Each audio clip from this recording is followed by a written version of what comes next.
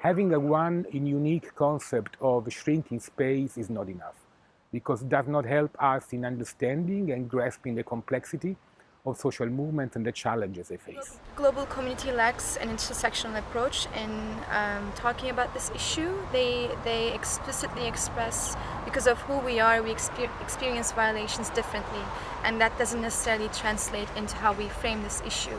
As the issue is intersectional, there's not one shrinking global space. Yes, there's some problems with the whole concept of shrinking space, because it seems to suggest that we had to begin with an open, inclusive space where everyone could do the kind of work they want to do or express themselves in ways that they want to, and somehow that is now receding.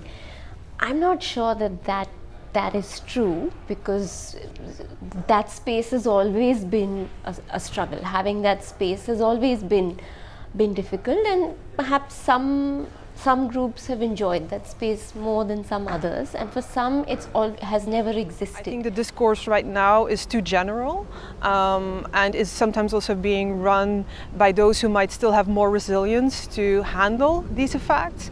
But issue-based groups, activist groups, smaller organizations don't have that resilience, but they're the voices of the people, of specific groups of people, and also the voices of innovation that we're going to lose.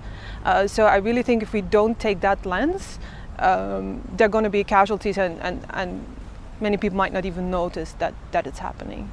For the most important social movements around the world, the space shrunk a long time ago. Politicize the issue, because shrinking space does not tell us who is shrinking, who is actually crushed into that space. So we have to really politicize the matter. It's okay, rather than accepting the jargon or the narrative that is organized, that is basically crafted by donors, just reclaim that narrative from a perspective of the people that populate that space and that try to keep it open. But we prefer to call it reclaiming democratic spaces as opposed to shrinking civic spaces, because democratic spaces refer to a larger operating environment than civic spaces, and reclaiming actually acknowledges a lot of the meaningful and committed efforts of activists from all around the world.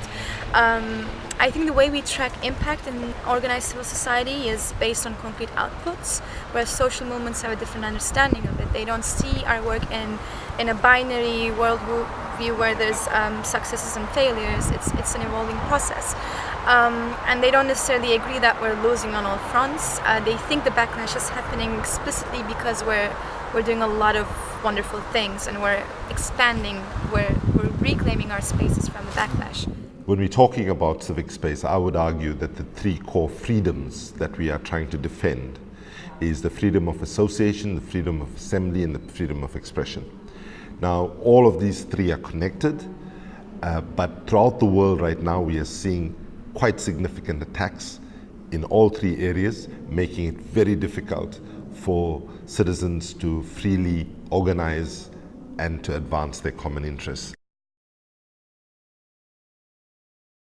Relevant, or the thing that I think we are talking about the most right now is repression and surveillance by the police, surveillance by the government of our communications, and just in general our movement. Donors are changing their policies, so specifically channeling larger amounts of funds, which many women's organizations can't swallow. So that means that direct access to financial means which they need to do their work is becoming more and more difficult. So that's on top on the many restrictions or challenges women's rights defenders already face. For many people and many movements, this space is something that we have fought for, we have created for ourselves. So, and I think inherent in that idea is the fact that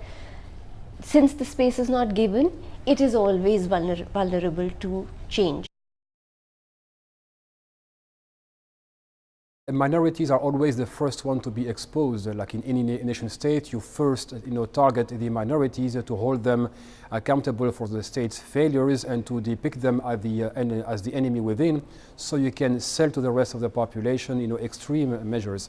So today Muslims have replaced Jews in France, and they are literally both the ones who need to be freed, disciplined, and also be targeted by repressive measures. As you all know, when Prime Minister Manuel Valls used the sentence or the expression "the enemy within," he used the exact same expression that was used against Jews in France in the 30s and 40s. Women's organizations are increasingly seeing problems stemming from government regulations.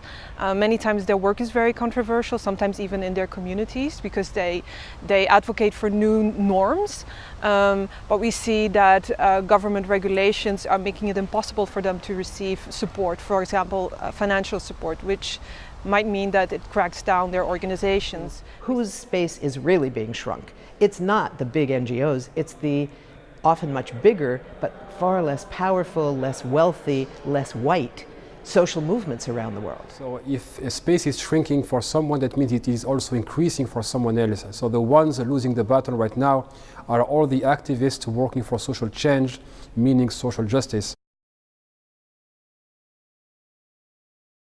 But our position must be to be accountable to and defend the interests of the social movements. That you remain quiet when minorities are targeted, but make no mistake about it, you are just next. The reality is that the very fact that there is such a concerted attack on the diversity of civil society organizations is a reflection that over time the accumulated energies and efforts of a multiplicity of civil society actors is actually beginning to shake the system of neoliberalism and injustice that we actually have.